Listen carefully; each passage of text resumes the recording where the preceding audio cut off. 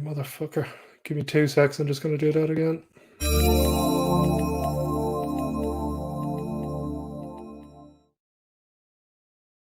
Welcome to the Cannabis Review, everybody. I'm delighted to be joined in this episode by Conor Macleod, who's the founder of Cannabis TV, based out in Scotland. How you keeping today, Conor, mate? I'm doing very well, man. How you doing? I am fantastic, man. Thanks very much for taking the time to do this. Thanks for the invite. Yeah, very much delighted to have you on. So I was doing a good bit of research in media and cannabis, and came across a load of your series and found some of them hilarious. So I thought I'd get you on and we can get have a little discussion on cannabis media. Do you maybe want to give everybody a quick little overview of how you ended up in the industry and starting up Cannabis TV? Yeah, certainly. Essentially, like most of us, been smoking since I was about 14, 15 kind of thing, consuming the whole time. And as time goes on, you kind of find yourself in a position where you take a direction of things that you're passionate about. So I just decided to, bring it into something entertainment based. So it's been good. The Cannabis TV, that's really a consequence of forethought, really. So the cannabis industry has kind of been in its infancy the whole time, and as it's been emerging, anybody that's consuming cannabis is aware that it's only at the beginning stages. So I thought apply a passionate element into it. I've always been into drawing, so at the same time as consuming cannabis, I started to make the comics over this side here. You see these comics here. And I started making them and developing it into an animation series. And as a consequence of trying to make it visible to the industry, I created the podcast, and as a kind of like a trajectory for the animation series. And it's taken a long time to get to a stage where the animations is ready. So that's only been the past year, one halfway through season 2. So the engine's running, and it's good to see where it's going. Yeah, it's great to see. I think once you get into the content side of things, you kind of realize that at 50, 100 episodes is when you'll actually start to get comfortable with everything that it's going. A couple of quick little questions on your episodes. Like, how long does each episode take to make from the start of the idea to the end and the production and post-production? A month, so it's 4 weeks, four solid weeks. Like, essentially, I'll come up with the idea. The other thing I'll point out as well, at the moment, I'm working through season 2. So season 2, each one of the animations that's up at the moment from season one and season 2 is essentially an animation adapted from this comic book here, that one there, essentially. So there's 14 original Candyman comics that's in that book, and that took about 14 months because each one of the comics was a month to make. So then that was the intention. The foundation was for the comics. I've then adapted them into the animation series. So I'm on episode 11, which is season 2, episode 4. So this is comic 11. So I've got 3 more after this, and that'll be season 2 finished, and that'll be all the original comics will be done from the original comic books, and I'll be working on season 3. But it's a month per episode for animation from the idea, the storyboard. But essentially, because of the fact that these are adapted from the comic book series, I don't need to do a storyboard because the storyboard's the comic itself. So once season 3 arrives, when all the original comics are done, that'll be exciting because that'll be completely new content. There will be no comics based on it. That'll be like my intention is to create kind of like a format. So each season is 7 episodes, and for season 3, the 7 episodes are going to be in correlation with the 7 principles of the Hermetic philosophy, and I'm going to essentially intertwine the cannabis rhetoric, cannabis narrative, contemporary cannabis information on top of the 7 principles of the Hermetic philosophy, because it would kind of be, it'll be interesting, it'll be fun. I find both, I'm passionate about both, and so it's a month per episode, and at the moment I'm on comic 11, essentially episode 11. So but I don't know if you're aware, I've mentioned it on a couple of other podcasts, but I'm actually working on the Candyman movie. That'll be ready at the end of August, and that's I'm on about scene 4. And scene 4 of 9, and again, each scene takes a month. And this is what's so interesting about the process of creating the comics, is that inevitably it's been each comic has been a precursor to the episode, and the episode has been a precursor to the scenes. So it's really a domino effect, and it's really a fascinating process because it's not exclusive to even animation. This is consistent, it seems to be, with any craft, any endeavor. There's whatever you do on the micro is represented on the macro, and the micro in this case is the single panel comics, and then it went on to the full comics, and then the macro in this sense is the movie, which is let's say that's going to be a belter when that arrives. I very much look forward to it. You also wrote a book, A Case for Cannabis, if I'm not mistaken, correct? That's right, yeah. Yeah. Okay. What was the reasoning behind that? Was that a long process? Was it just trying to get your thoughts out on paper? Was it an actual specific strategic, I'm going to convince an argument to this type of audience? Essentially, the case for cannabis was written in 2019, the end of 2018, 2019, and the reason why I wrote it was because I was putting the planning into doing the channel. So I was linking myself with most people that are cannabis orientated. If you promote any form of discussion based on cannabis, to the layman, they'll think that you're just promoting something that you like, so inevitably you're going to be biased. So I was like, well, I don't have any credentials. There's no academic background for any form of science or chemistry or biochemistry. So I was like, what can I do to provide a foundation of professionalism? I don't have a white coat. That would help. So I was like, well, if I create a book that's academically referenced, then I'll be able to promote myself in a much more professional manner when the channel arrives. So I was like, it took me 5 months to write a case for cannabis, and that was about 3 months before I started the channel. And the case for cannabis essentially is it's like 10, 11 chapters. Each chapter is relevant to a main talking point in the cannabis world. So it's essentially, the best way to describe the book is it's a broad spectrum analysis of all the main issues relating to cannabis. So you've got a chapter on endocannabinoid system, a chapter on the terpenes, a chapter on cannabinoids medicinal value, a chapter on recreational substance use. And inside that chapter, I really enjoyed researching for that one, because what I found was I essentially compared cannabis consumption in a recreational format to other recreational substances, but I used alcohol, but I also used caffeine and energy drinks in the context of caffeine. And everybody's aware that these things are kind of detriment to your health, but I had no idea that, I mean, caffeinated energy drinks are responsible for deaths. You know, like energy drinks have killed people, and yet these Yeah. things are readily available in the shop. And then we've got this cannabis, this very natural plant, which is a boost to your physiology, which is still prohibited. It's still, the information is still being pushed underground intentionally. So yeah, the book was essentially a cathartic release of information that I've been collecting over the course of years, and then I've put a really concerted effort, focused effort over the course of 4 months to compilate all the contemporary research and put it into the book. And yeah, I'm delighted with it, to be honest. But the only thing I would say is, because of the fact that I had nobody to proofread it, when going from one chapter to the next, it's kind of intense. You know, there's no breathing room. There's not any like sidestep or we think. It's just intensive, fucking academically referenced stuff. So yeah, but it's good, and you can get that on Amazon if anybody's interested. Yeah, definitely. We'll be putting up the link to all of the places of content for Conor in the description, on whether it's YouTube or Spotify, wherever you are.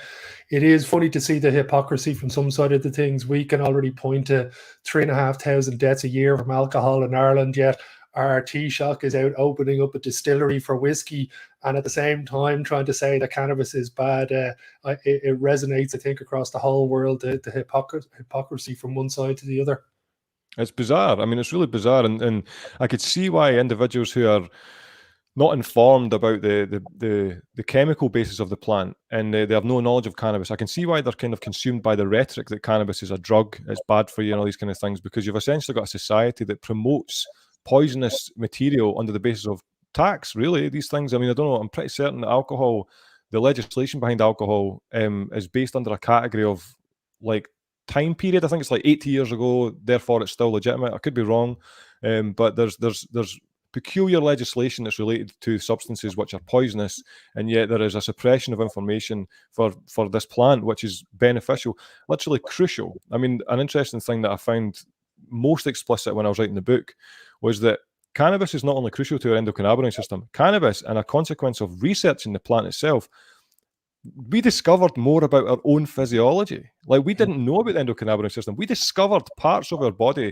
and a crucial, the master controller, as a consequence of cannabis. Like, so we found out more about the human race as a consequence of this plant, and yet you're still punished for it. You've got people in prison for it. You know, people are dying because they can't get access to it. You know, and that's why, let's say, things like what you're doing, you know, the cannabis media thing, is so crucial to kind of break the stigma. And I think personally that the stigma and the narrative that cannabis is a negative thing will still be present long after the legislation's passed and makes it more favourable. You know, it's had a really profound impact on the psyche of society. Yeah, it is gas to think that stuff like magic mushrooms could just breeze by legislation, whereas cannabis is held as this moral compass of wrongdoing. But that's neither here nor there. As you were stating, cannabis media is where we kind of need to focus. And that's the next thing I wanted to talk about, is the cannabis media and content on a global scale. I don't know about you, but I couldn't be more underwhelmed by the content that comes out of America and Canada from like companies that are supposedly worth tens of millions or hundreds of millions, that they don't have a couple of thousand to be able to develop good content on a weekly, bi-weekly, or even monthly basis. What are your thoughts on the cannabis media content overview of the global industry? Very similar, quite honestly. I mean, I'm kind of woefully out of touch when it comes to really any entertainment based outside of the UK. I mean, I don't even really pay much attention. I spend so much time focused on drawing and creating animation, which is kind of in concert with your comment, really, because at the same time as that there's not really a significant presence of cannabis media, I'm trying to construct it independently. Yeah. You know, But so even like, if you think, like, as we spoke just before camera, like there's the duo Sid and Mike, a guy and a girl from America. I think they're doing very good work. They have really professional high-end shows. Some of it's hilarious as well, like that. But you're scraping at like single digit kind of performers or YouTube channels or whatever it may be, not even necessarily main big budget content. It just seems to be that there's not even brands behind content creators that are sponsoring their channels or wherever it may be. Do you think that's just a lack of federal legislation in America and a lack of clarity in Europe, or the budgets aren't just even there, or the people running them just don't have a clue really how to run a cannabis business for the cannabis consumer industry? to be honest, I think it could probably be a mixture of those things, legislative, but I think a lot of the time the big mainstream cannabis like people that are behind these kind of things are kind of, it could be that they're stuck in their ways. So like High Times or other individuals that they've been producing content in a particular way for so long that it's very difficult to kind of become novel. You know, it's very difficult to break out of the discipline in which you've made yourself in the first place. And I think that's where podcasts or like independent media, they seem so unique and they're so necessary because they came into the cannabis space with that as their creative outlet. Whereas these other creative brands that are talking about cannabis, they had something different. I'm thinking predominantly magazine based, really. I mean, it's very difficult to go from being a predominantly magazine orientated production to then going, right, let's now sponsor to do a podcast, let's now do this. So it could just be aged production. You know, it could just be that. I do also think as well that it's kind of that there is so much caution around how you speak about cannabis that it's sometimes either not to engage in conversation. It's sometimes either not to produce that kind of content because you could maybe make a difference. You could maybe make something wrong or something like that. So it's like, we'll stick with what we're doing and that'll be safe. We've got enough numbers and just kind of more of a cautionary approach than one that should be innovative or one that should be more focused on the fact that, like, let's break the boundaries of how the discussion's been taking place.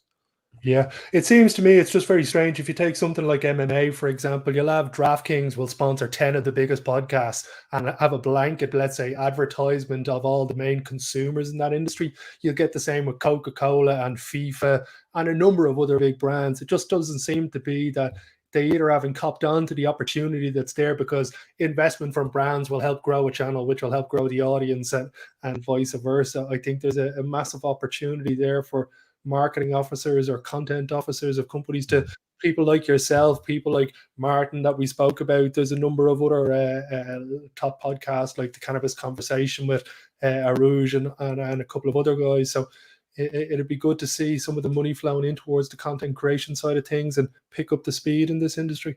That's actually a great point. That's a great point, and I am all for somebody trying to sponsor the Canaman stuff. Fucking right, bring the fucking money over. It's necessary because the thing is, let's be honest, we're all doing this for free. This is a passion led endeavor. This is like you've got to try and pay the rent at the same time as doing this, and I think that'd be a fantastic boost to what it is that everybody's doing because you'll provide more of an authenticity if you're being sponsored. But going back to what you mentioned about the legislation barriers, that's potentially the reason why that's not happened. So if you're an organisation and you're sponsoring private independent media that's based on a plant or a substance that's illegal in the region that they're producing their content, that's kind of conflicting to your marketing strategy. You know, it's very difficult to make that, you know, and as you know, when it comes to anything like financial transactions that's based in cannabis, any form of financial transaction with cannabis that's based in a region that's prohibiting it, immediately banks are fucking not taking that on board. You know what I mean? They're shutting it down. And so I think the amount of barriers that are in place could potentially be the main reason why that's not happened. And I hope it changes. I really do. Yeah, well, I think we're one good piece of legislation, whether it be in the Czech Republic, be it in Germany, be it in federal legalization in the United States, away from a lot of M&A activity and a lot of more movement, and the consumer being able to benefit from the revenue and capital that the companies that are selling them products for should be able to benefit from. There should be loyalty rewards, content, concerts. There should be tons of things that are being done for the consumer that are actually spending the €10 or $10 per gram on specific type of flower. I fully agree. And just going back to actually what I said before about the movie, one of the things I'm hoping to achieve is to get legitimate sponsors through cannabis businesses or organisations for the movie itself, to then promote it essentially regionally through the UK, but also internationally. So my intention is to hopefully get it into like the Montreal Film Festival or Adelaide. I'm hoping to get it viewed down at Product Earth. There's numerous independent cinemas around Scotland and Northern England as well that I'm hoping to get viewed, because essentially the basis of the movie is going to resonate with everybody that's has any form of knowledge of cannabis at all. Like the main baddie in the movie, people are going to know immediately why he's the baddie. The fundamental story behind why Cannaman is who he is, immediately people are going to be like, oh, fuck it. Like, this is going to click so many things for people. And interestingly as well, the movie, even though it's got a very explicit cannabis theme, the baddies cannabis themed. Two baddies are cannabis themed, actually. The hero's cannabis themed. His role before he became Cannaman is cannabis themed. There is, on top of that undertone, essentially underneath that explicit template, is a story which is based in all of our journeys in life, where each single one of us is walking through life with a quest of what we're doing here, why is it we're doing what we're doing, and it's essentially the philosopher's journey. That's what you're dealing with. Whether you're aware of it or not, all of us are walking through life with this existential pursuit of meaning, and that's the nature of what the Cannaman movie is. It's an existential film with humor and it's fucking swearing all the way through it, let's be honest, and on top of that is the cannabis story, pharmaceutical basis and all this kind of shit. So that's going to be a big deal this year. That's going to be a really exciting thing when that's released, and it won't be available online immediately. It will be essentially, I'll be doing a tour around the UK cinema wise.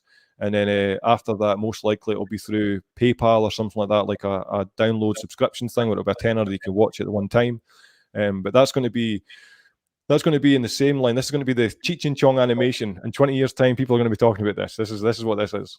Mate, I absolutely love it. I love it, the stuff that you've got going on. It's great to see and hear. And as I said, if the Cannabis Review can help in any way, shape, or form, promote or get the name out with it, and you just let us know and we'd be there to do it for you. I appreciate that a lot, Ian. And let's say once it's ready, a few months, because I'm hoping to do like a podcast tour, when it's almost ready. So I'd be more than happy. I'd be delighted to come back on and speak to you again, man. You can guarantee that. But for now, we're just at our time, so I'm gonna have to say goodbye. We'll definitely have a chat in a couple of weeks or a month or so when you're getting the tour going, and I'd definitely love to have another chat. It's been great talking to you, Conor. You too, man. Thank you very much. Happy days. Until next episode, everybody.